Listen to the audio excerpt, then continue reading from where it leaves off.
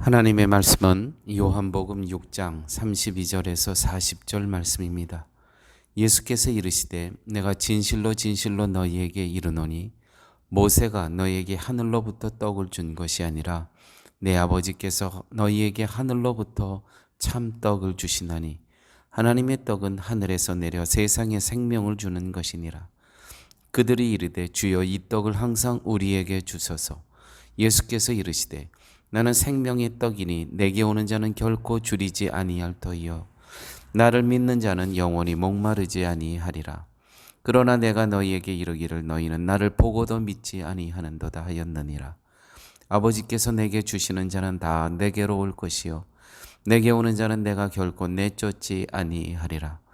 내가 하늘에서 내려온 것은 내 뜻을 행하려 함이 아니요 나를 보내신 이의 뜻을 행하려 함이니라. 나를 보내신 이의 뜻은 내게 주신 자 중에 내가 하나도 잃어버리지 아니하고 마지막 날에 다시 살리는 이것이니라. 내 아버지의 뜻은 아들을 보고 믿는 자마다 영생을 얻는 이것이니 마지막 날에 내가 이를 다시 살리라 하시니라. 아멘.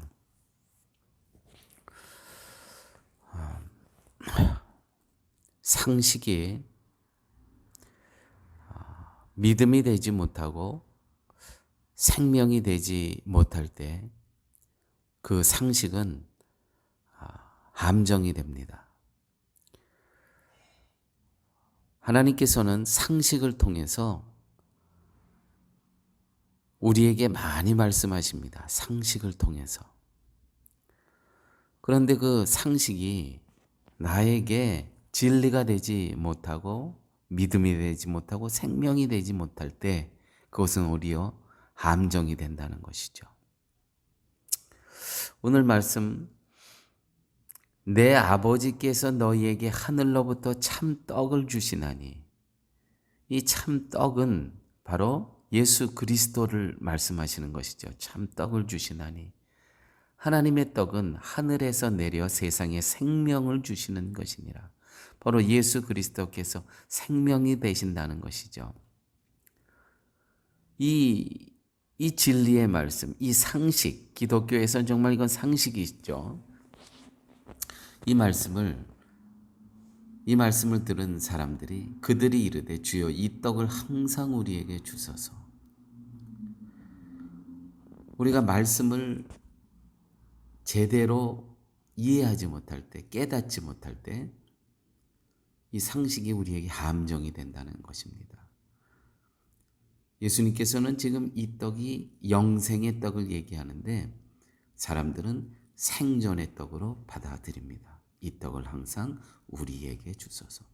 똑같은 말씀이 거의 같은 말씀이 또 성경에 있죠. 요한복음 4장 15절 말씀. 여자가 가로되 사마리아 여인입니다. 가로되 주여 이런 물을 내게 주사 목마르지도 않고 또 여기 물길로 오지도 않게 하옵소서. 공통점이 무엇입니까? 모두가 동일하게 영적인 것을 육적으로 받아들인다는 것입니다. 영생의 생명인 떡을 잠깐에 있어야 될 그러한 생존을 위한 떡과 물로 이해한다는 것이죠. 현대교회의 믿음은 예수님을 보는 것이 아니라 예수님에게서 육신의 편함을 위한 세상 것을 보는 것입니다. 예수님에게 나와 구하는 것 모두가 물과 떡을 구하는 수준입니다. 그들에게 필요는 먹고 마시는 것, 그것으로 충분합니다.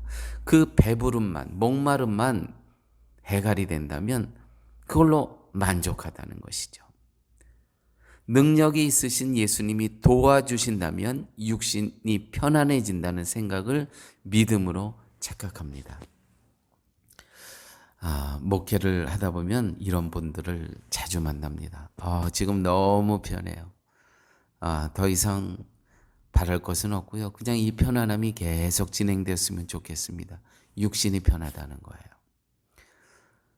그런데 정말 나에게 생명이 나에게서 작동이 된다면 내 삶은, 육적인 삶은 편할 수가 없습니다. 왜요?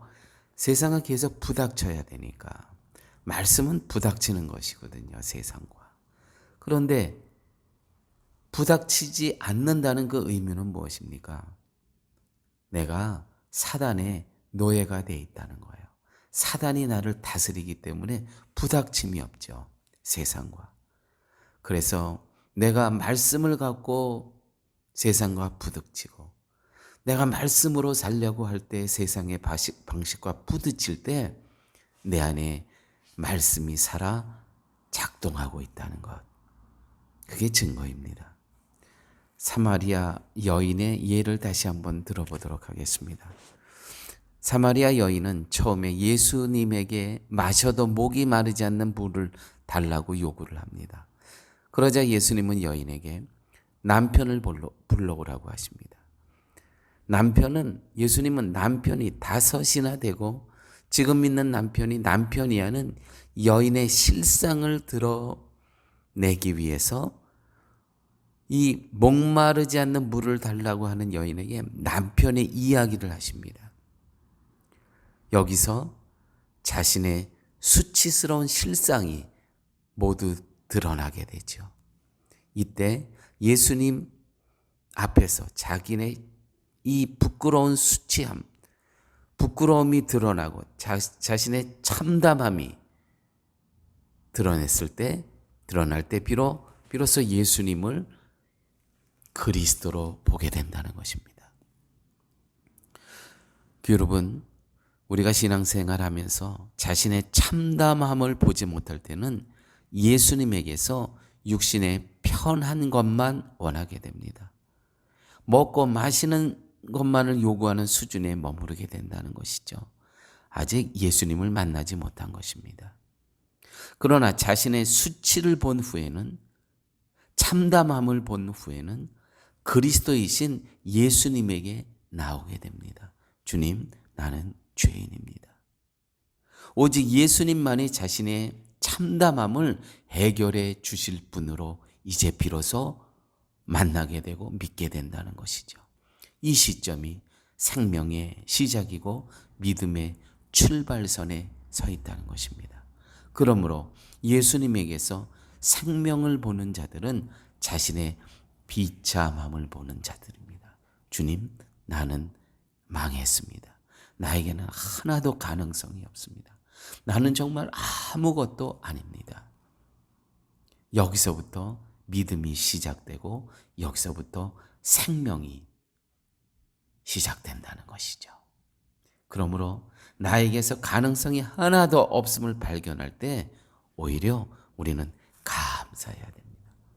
진정 이 시점이, 여기가 내 안에 성령 하나님께서 작동하고 계시고 성령 하나님의 운행하심이 나를 다스리고 있다는 그 시점이 바로 여기라는 것이죠. 하나님 감사합니다. 오늘도 저희들에게 생명의 떡 대신 예수 그리스도와 함께 하루를 시작하게 하여 주심을 아버지 하나님 감사합니다.